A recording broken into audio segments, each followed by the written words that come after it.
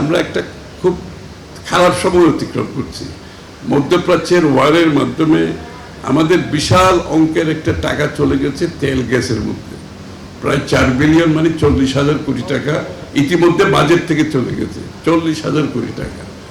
এর আগে আমি আর কি বলবো, আমরা যেটা পেয়েছি বিগত সরকারগুলো থেকে সেটা মাইনাস মাইনাস অ্যান্ড মাইনাস, এখানে যোগ কিছু নাই, সবগুলো ঋণাত্মক এখানে। তো এইগুলো আবার মেকআপ করতে হচ্ছে। এমনকি অনেকগুলো বিল পর্যন্ত পেমেন্ট করে নেই তারা।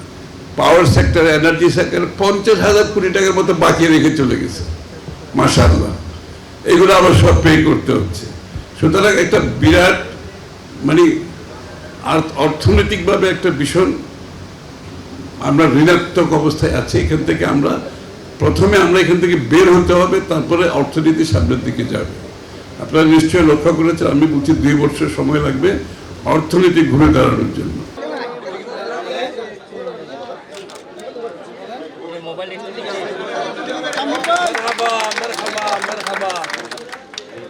স্যার একটু দাঁড়ান, স্যার একটু